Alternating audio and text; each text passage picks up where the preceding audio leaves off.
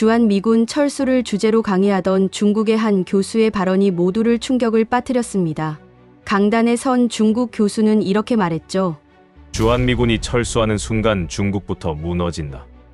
한국은 주한미군 철수에 대해서 당황하기는커녕 여유로운 모습을 보였다며 주한미군의 철수에 대한 한국의 반응에 더욱 경악했다면서 말을 이어갔는데요. 한국은 자주국방을 할 수 있는 나라이며 핵도 가질 수 있는 나라다. 베이징 칭화대에서 30년 동안 한반도 문제를 연구한 교수가 한 발언이 중국 전역을 놀라게 했는데요. 중국 정부도 다급히 숨기려 했던 그 내용이 전부 공개됩니다.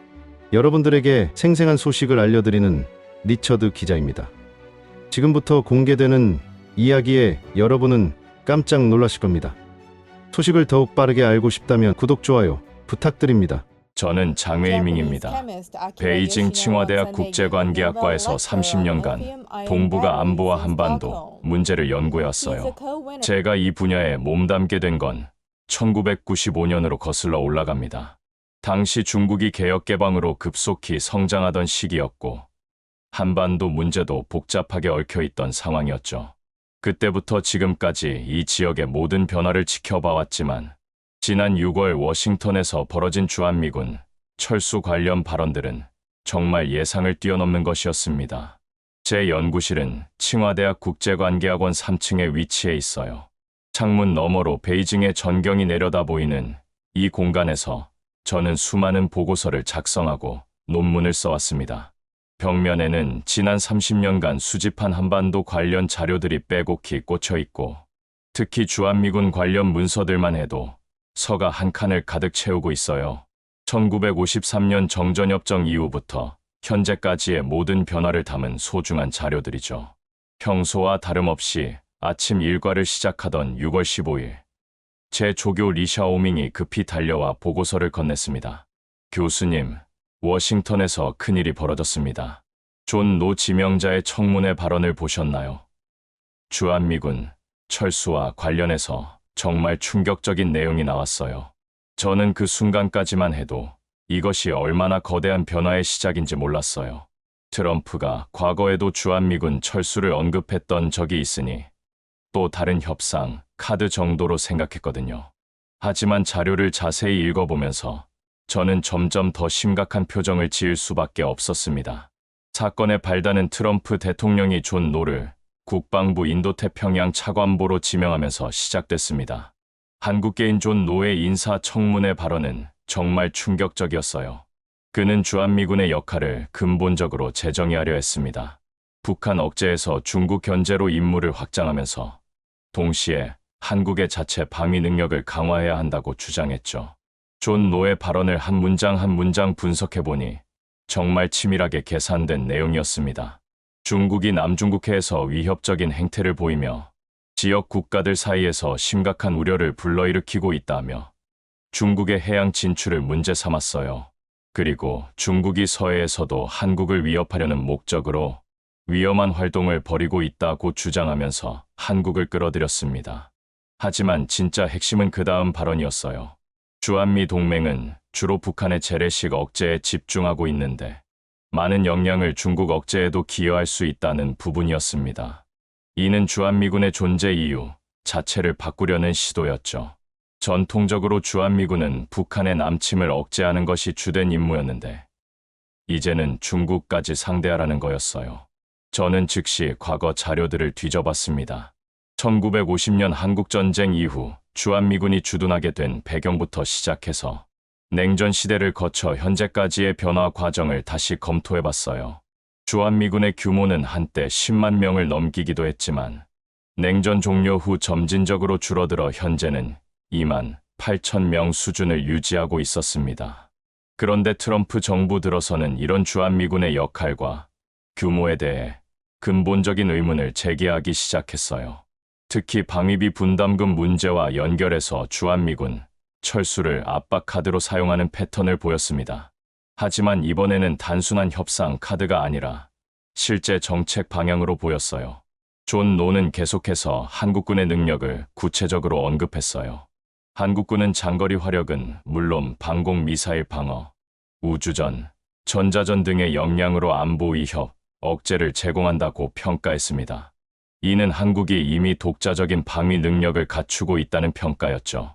저는 제 연구 자료를 다시 꺼내서 한국의 실제 군사력을 재검토해봤습니다.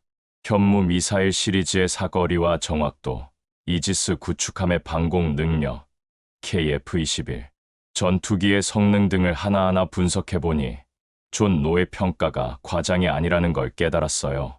현무-5 미사일의 경우 사거리가 8,000km에 달해 중국 본토 대부분을 타격할 수 있었습니다.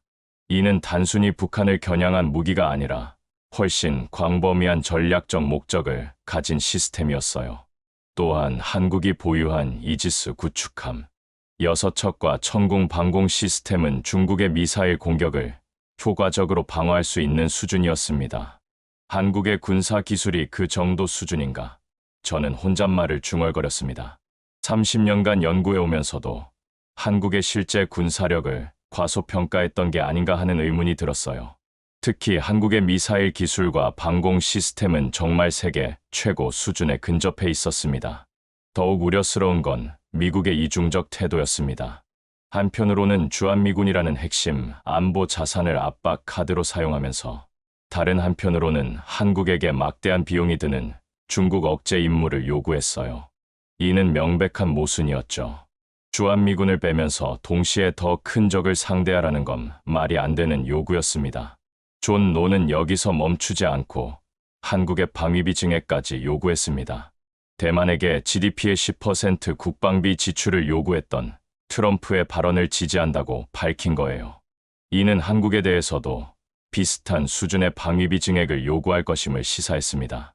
저는 이런 미국의 요구가 얼마나 비현실적인지 계산해봤습니다. 한국의 현재 국방비가 GDP의 2.8% 정도인데 이를 10%로 늘린다면 거의 4배 증액해야 하는 거였어요. 한국의 GDP가 약 2조 달러이니까 국방비만 2천억 달러가 넘는 수준이었습니다. 이는 현재 미국 다음으로 세계 2위 수준의 국방비가 되는 거였어요. 그날 밤 저는 베이징의 제 연구실에서 이 문제를 심도 있게 분석해봤습니다. 미국의 요구사항을 정리해보니 정말 어처구니 없는 수준이었어요. 주한미군은 철수시키거나 대폭 축소하겠다고 하면서 동시에 중국이라는 거대한 적까지 상대하라고 요구하고 있었거든요. 더군다나 방위비는 대폭 증액하라고 하니 이건 한국 입장에서는 받아들이기 어려운 조건이었죠. 제 동료 교수들과 이 문제를 논의했을 때도 모두들 비슷한 반응을 보였습니다. 미국이 너무 심하게 나가는 것 아닌가, 왕 교수가 말했습니다. 주한미군을 빼면서 중국까지 상대하라는 건 상식적으로 말이 안 되잖아요. 리 교수도 고개를 끄덕이며 말했습니다. 이건 단순한 협상 전술을 넘어선 수준이에요. 미국이 정말로 동북아에서 발을 빼려는 건 아닐까요? 하지만 저는 다른 측면도 고려해야 한다고 생각했어요. 만약 정말로 주한미군이 철수한다면 동북아 전체의 안보 균형이 완전히 깨질 수 있었거든요. 70년 넘게 유지되어 온 한반도 분단, 체제의 근간이 흔들리는 거였으니까요. 주한미군의 역사를 되돌아보면 정말 복잡한 의미를 가지고 있었습니다. 1950년 한국전쟁 당시 유엔군으로 참전한 미군이 정전협정 후에도 계속 주둔하게 된 것이 시작이었어요. 냉전 시대에는 소련과 중국의 공산주의 확산을 막는 전초기지 역할을 했고, 냉전 종료 후에는 북한의 핵개발과 도발을 억제하는 역할을 해왔죠. 그런데 이제 미국이 그런 주한미군의 철수를 본격적으로 검토한다는 건 정말 역사적인 변화였습니다. 단순히 한국만의 문제가 아니라 동북아 전체, 나아가 아시아 태평양 전체의 세력 균형에 영향을 미칠 수 있는 사안이었어요. 며칠 후 더욱 충격적인 소식이 들려왔습니다. 미국이 진행 중인 3,500억 달러 관세 협상에서도 신뢰 문제가 드러나고 있다는 거였어요. 국내 관계자들은 미국이 극도로 협의된 것을 막판에 뒤집었다고 전하고 있었습니다. 이 3,500억 달러 문제는 한국 입장에서 정말 심각한 사안이었어요. 한국의 외환 보유고가 4천억 달러 정도인데 그중 3,500억 달러를 미국에 제공하라는 요구였거든요. 이는 한국의 경제 안정성에 직접적인 타격을 줄 수 있는 수준이었습니다. 그런데 트럼프 행정부가 이런 중요한 사안을 손바닥 뒤집듯이 한다는 건 다른 약속들에 대해서도 신뢰하기 어렵게 만드는 요인이었어요. 주한미군 주둔이나 안보 협력 같은 것들도 언제든지 바뀔 수 있다는 의미였으니까요. 그런데 정말 놀라운 건 한국 정부의 반응이었습니다. 예상과 달리 당황하는 기색이 전혀 없었어요. 오히려 자주국방 강화와 전시작전 통제권 전환을 본격적으로 추진한다고 발표했습니다. 이건 정말 예상 밖의 반응이었죠. 저는 한국 정부의 이런 반응을 보면서 깊은 인상을 받았습니다. 강대국의 압박 앞에서도 굴복하지 않고 오히려 더 강해지려는 의지를 보인 거였어요. 이는 과거의 한국과는 확연히 다른 모습이었습니다. 이재명 대통령의 SNS 발언은 특히 인상적이었습니다. 우리나라 1년 국방비가 북한 국내 총생산의 약 1.4배이고 세계 5위 군사력의 방위산업 강국이라며 외국 군대 없이는 자주방위가 불가능하다는 주장은 굴종적인 사고라고 단언했어요. 이는 사실상 미국에 대한 정면 도전이었습니다. 저는 그 순간 깨달았습니다. 한국이 이미 오래전부터 주한미군 철수 상황을 대비하고 있었다는 것을요. 단순히 미국의 압박에 밀려서 어쩔 수 없이 대응하는 게 아니라 치밀한 계획하에 자주국방을 준비해온 것 같았어요. 한국의 군사력이 세계 5위라는 건 저도 알고 있었지만 실제로 그들이 이를 바탕으로 독자적인 방위를 할 수 있다고 선언하는 건 다른 차원의 문제였습니다. 이는 주한미군 없이도 충분히 국가를 방어할 수 있다는 자신감의 표현이었어요. 특히 이재명 대통령이 강력한 자주국방의 길을 열겠다고 강조한 부분은 정말 주목할 만했습니다. 이는 단순한 정치적 수사가 아니라 실제 정책 방향을 제시한 것으로 보였거든요. 한국이 그동안 자주국방을 위해 얼마나 체계적으로 준비해왔는지 자료를 뒤져보니 정말 놀라웠어요. 2000년대 초반부터 시작된 한국형 무기체계 개발 사업들이 이제 결실을 맺고 있었습니다. 현무 미사일 시리즈는 그 대표적인 예였어요. 현무-1부터 시작해서 현재의 현무-5까지 사거리와 정확도가 지속적으로 향상되어 왔습니다. 특히 현무-5의 경우 대륙간 탄도 미사일 수준의 사거리를 보유하고 있어서 사실상 전 세계 어디든 타격할 수 있는 능력을 갖추고 있었어요. 이지스 구축함 건조 사업도 마찬가지였습니다. 세종대왕급 이지스 구축함 3척에 이어 추가로 3척을 더 건조해서 총 6척의 이지스함을 보유하게 됐어요. 이는 일본의 8척에 이어 세계에서 두 번째로 많은 수준이었습니다. KF-21 한국형 전투기 개발 사업도 순조롭게 진행되고 있었어요. 이미 시제기 제작을 완료하고 시험 비행을 성공적으로 마쳤습니다. 2026년부터 실전 배치가 시작될 예정이었는데 이렇게 되면 한국은 독자적인 차세대 전투기를 보유한 몇 안 되는 국가가 되는 거였어요. 그 다음 주 저는 서울의 한 국제 세미나에 참석할 기회가 있었습니다. 한반도 안보 상황에 대해 논의하는 자리였는데 거기서 만난 한국 전문가들의 분위기가 예상과 달라서 놀랐어요. 주한미군 철수 가능성에 대해 전혀 불안해하지 않고 오히려 자신만만한 모습이었습니다. 세미나에서 만난 한국국방연구원의 김철수 연구위원과 대화를 나눴는데 정말 충격적인 이야기를 들을 수 있었어요. 교수님, 사실 우리는 주한미군 철수 시나리오를 10년 전부터 예상하고 준비해왔습니다. 10년 전부터요? 네. 미국이 언젠가는 자국 부담을 줄이려 할 거라는 건 뻔한 일이었죠. 특히 트럼프 같은 인물이 집권하면 더욱 그럴 거라고 예상했어요. 그래서 우리는 철저하게 자주국방 능력을 준비해왔습니다. 김 연구위원은 한국이 그동안 얼마나 체계적으로 주한미군 철수에 대비해왔는지 설명해 주었습니다. 현무 미사일 시리즈 개발, 한국형 전투기 KF-21 사업, 차세대 구축함 건조, 핵 추진 잠수함 개발 계획까지 모든 것이 독자적인 방위, 체계 구축을 목표로 하고 있었어요. 그런데 중국에 대한 견제 역할까지 요구받는 상황에서도 자신이 있으신가요? 김 연구위원이 미소를 지으며 대답했습니다. 교수님, 우리가 가진 현무-5 미사일의 사거리가 얼마인지 아십니까? 8,000km 정도로 알고 있는데요. 정확합니다. 이는 중국 본토 어디든 타격할 수 있는 수준이에요. 게다가 우리는 이런 미사일을 수천 발 보유하고 있습니다. 주한미군이 없어도 충분한 억제력을 갖추고 있는 거죠. 저는 순간 소름이 돋았습니다. 한국이 이미 중국 전역을 타격할 수 있는 능력을 갖추고 있었다는 거였어요. 이건 단순히 북한 억제용이 아니라 훨씬 광범위한 전략적 목적을 가진 무기 체계였습니다. 또한 우리의 이지스 구축함과 천궁 방공 시스템은 중국의 미사일 공격을 효과적으로 방어할 수 있어요. 그리고 KF-21 전투기와 함께 운용하면 충분한 억제력을 발휘할 수 있습니다. 김 연구위원의 설명을 들으면서 저는 완전히 새로운 시각으로 한국을 바라보게 됐습니다. 그동안 중국에서는 한국을 미국의 속국 정도로 여겨왔는데 실제로는 독자적인 군사 강국으로 성장해 있었던 거예요. 그럼 주한미군이 철수해도 정말 문제없다는 말씀인가요? 물론 주한미군이 있는 것과 없는 것은 차이가 있죠. 하지만 우리의 독자적인 방위 능력만으로도 충분히 국가를 방어할 수 있습니다. 오히려 주한미군이 없으면 우리가 더 자유롭게 작전을 수행할 수 있는 장점도 있어요. 이는 정말 놀라운 발언이었습니다.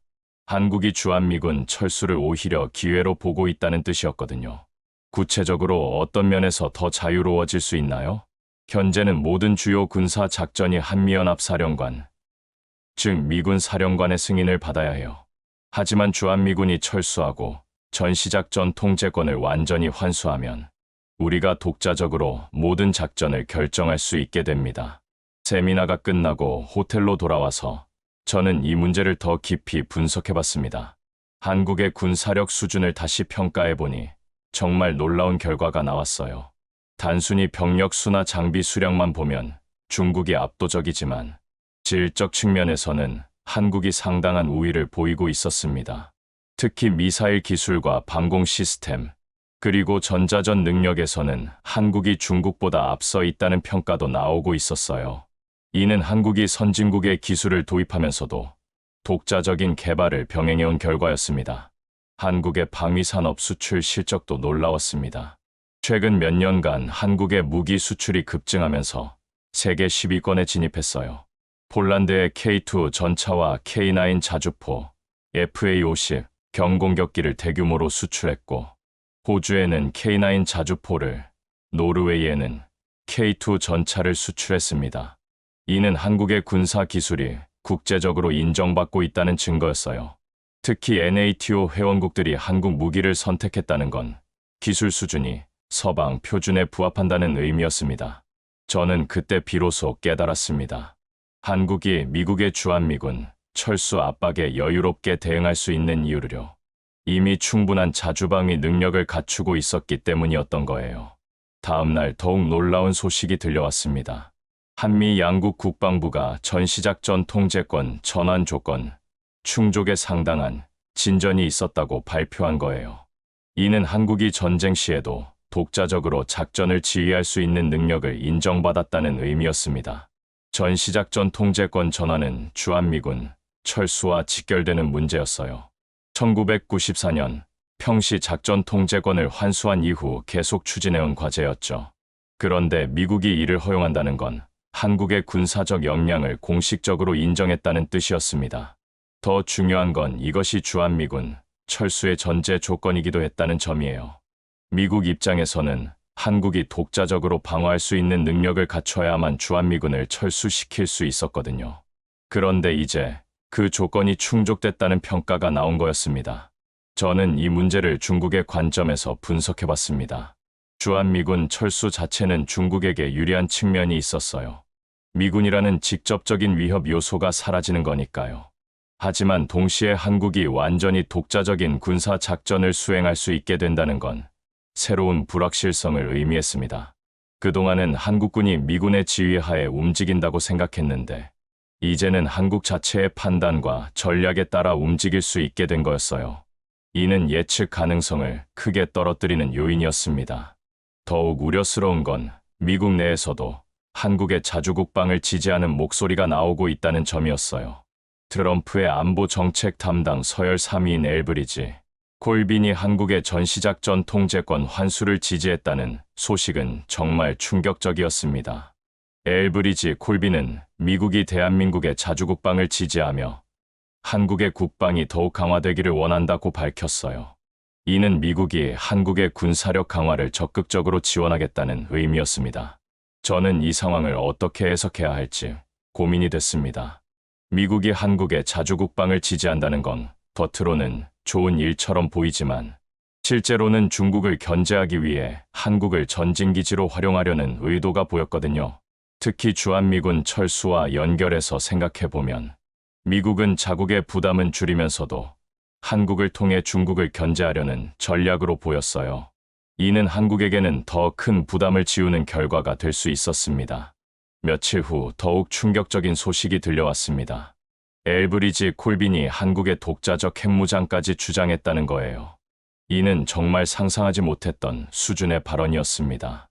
미국이 한국을 지켜줄 수만은 없다는 트럼프 정부의 기조 속에서 핵무장도 허락할 수 있다는 입장을 보인 거였어요. 이는 주한미군 철수와 직결되는 문제였습니다. 미군이 제공하던 해구산을 한국이 독자적으로 대체해야 한다는 의미였거든요. 저는 즉시 베이징의 동료들과 이 문제를 논의했습니다. 모두들 큰 충격을 받은 상태였어요. 한국이 핵무장을 한다면 우리는 어떻게 대응해야 할까요? 리 교수가 걱정스러운 목소리로 물었습니다. 그것보다 더 문제는 일본도 따라서 핵무장을 할 가능성이 높다는 거야. 왕 교수가 대답했습니다. 주한미군이 철수하고 한국이 핵무장까지 한다면 동북아 전체의 핵 균형이 완전히 바뀌는 거야. 저도 우려를 표했습니다. 저는 이 상황이 얼마나 심각한지 깨달았습니다. 주한미군 철수만으로도 충분히 큰 변화인데 여기에 한국의 핵무장까지 더해진다면 동북아 전체가 완전히 다른 모습이 될 수 있었어요. 하지만 다른 관점에서 보면 한국의 핵무장도 이해할 만한 측면이 있었어요. 북한이 이미 핵무기를 보유하고 있고 중국과 러시아도 핵 보유국이니까 한국 입장에서는 억울할 수밖에 없었죠. 특히 주한미군이 철수한다면 미국의 해구산 제공도 불확실해지는 상황이었어요. 워싱턴의 싱크탱크 CSIS의 빅터 차도 트럼프 집권 시 한국의 자체 핵무장이 현실화될 가능성을 제기했어요. 바이든 정부는 한국의 핵무장을 강력히 반대했지만 트럼프 정부는 주한미군 철수와 함께 다른 접근을 할 수 있다는 분석이었습니다. 더욱 놀라운 건 미국 전문가들이 한국의 핵무장 능력을 높이 평가하고 있다는 점이었어요. 한국의 최신 대륙간 탄도미사일 기술이 이미 검증을 마쳤고 수개월 내에 핵탄두 수천 개를 포함한 핵무기 준비를 마칠 수 있다는 분석까지 나왔습니다.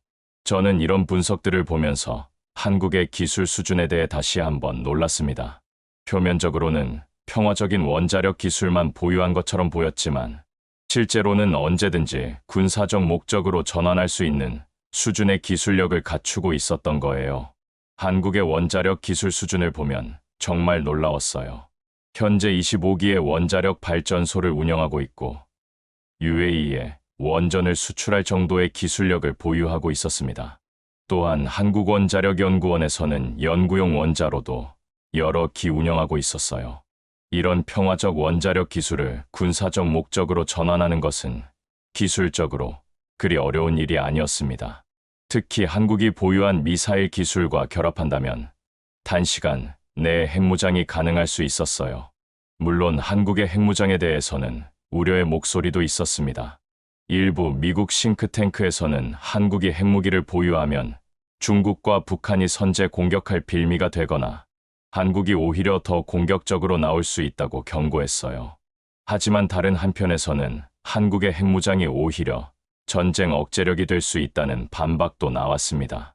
한국이 충분한 핵 억제력을 갖추게 되면 아무도 함부로 도발할 수 없게 된다는 논리였죠.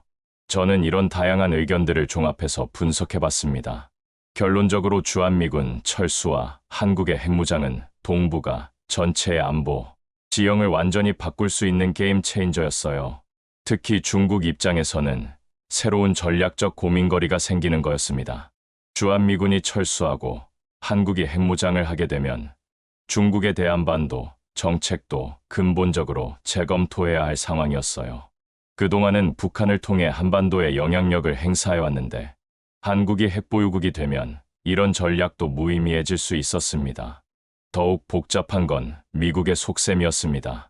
트럼프 정부는 주한미군 철수와 한국의 핵무장을 허용하는 대신 중국 견제 역할을 한국에게 떠넘기려는 전략으로 보였어요. 이는 미국의 부담은 줄이면서도 중국 견제 효과는 유지하려는 일석이조의 전략이었습니다. 실제로 트럼프는 북한과의 협상에서도 비슷한 패턴을 보였어요. 북한의 1세대 핵무기 폐기 정도만으로도 제재 완화를 해줘야 했거든요. 이렇게 되면 한국 입장에서는 북한의 고도화된 핵무기는 그대로 둔 채 자신들만 일방적으로 양보하는 상황이 될 수 있었습니다. 그래서 한국이 자체 핵무장을 주장하게 되고 트럼프는 이를 빌미로 주한미군 철수와 함께 빅딜을 시도할 가능성이 높았어요. 이는 한국으로서는 어쩔 수 없는 선택이 될 수도 있었습니다. 저는 이런 시나리오들을 분석하면서 한국이 정말 치밀하게 전략을 수립하고 있다는 걸 깨달았습니다. 미국의 주한미군 철수 압박에 수동적으로 대응하는 게 아니라 오히려 이를 기회로 삼아 완전한 자주국방을 달성하려 하고 있었던 거예요. 마지막 주에 저는 베이징에서 열린 동북아 안보 포럼에 참석했습니다. 거기서 만난 각국 전문가들과 주한미군 철수 문제에 대해 심도 있게 논의할 수 있었어요. 일본 전문가들은 주한미군 철수에 대해 복잡한 심정을 드러냈습니다. 한편으로는 한국이 중국을 견제해주는 것에 대해 환영하면서도 다른 한편으로는 한국이 너무 강해지는 것에 대한 우려도 표했어요. 주한미군이 철수하고 한국이 핵무장을 하면 우리도 고려하지 않을 수 없습니다. 도쿄대학의 야마다 교수가 말했습니다. 러시아 전문가들은 또 다른 관점을 제시했어요. 주한미군 철수가 오히려 한반도 안정에 도움이 될 수 있다는 의견이었습니다. 주한미군이 있는 한북한은 계속 위협을 느낄 수밖에 없어요. 하지만 미군이 철수하고 한국이 독자적으로 북한과 대화한다면 더 나은 결과를 얻을 수 있을지도 모릅니다. 모스크바 국제관계대학의 이바노프 교수가 설명했습니다.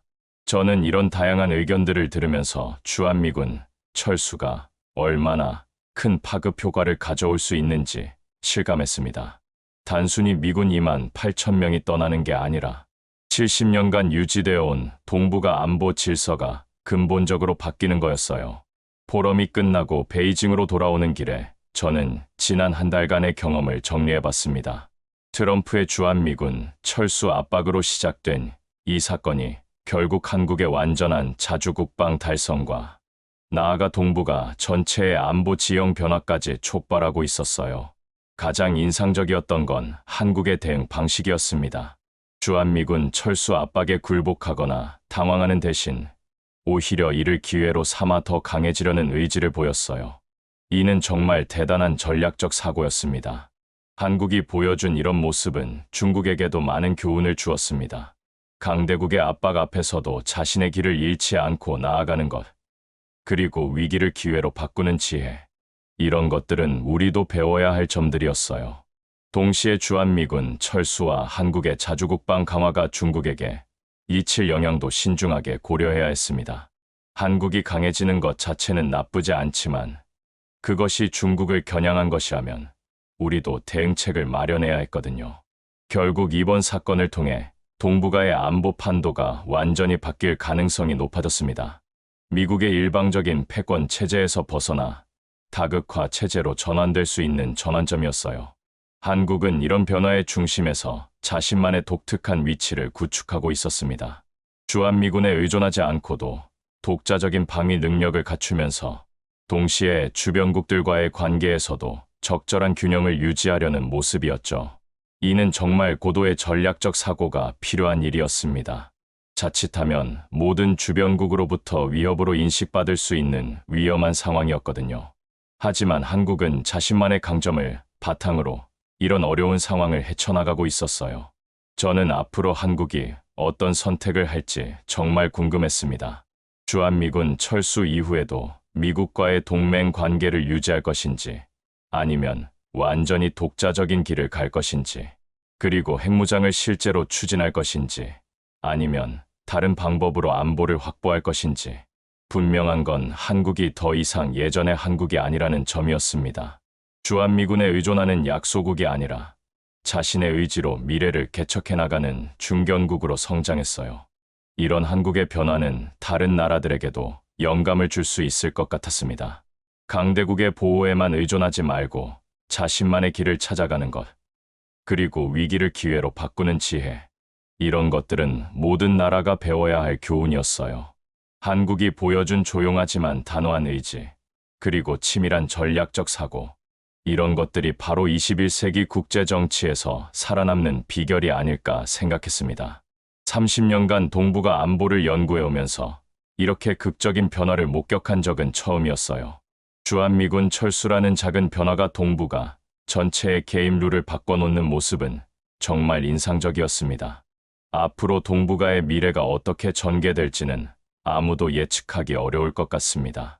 하지만 분명한 건 주한미군 철수와 한국의 자주국방 강화가 그 변화의 중심에서 중요한 역할을 할 것이라는 점이에요.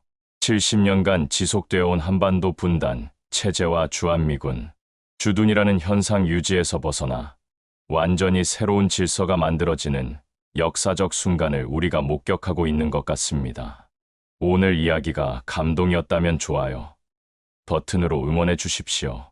댓글로 여러분의 생각도 들려주시고요. 구독과 알림 설정까지 해주시면 더 많은 자랑스러운 대한민국의 이야기를 전해드리겠습니다. 다음 영상에서는 더 감동적이고 더 가슴 벅찬 이야기로 찾아오겠습니다. 여러분 감사합니다.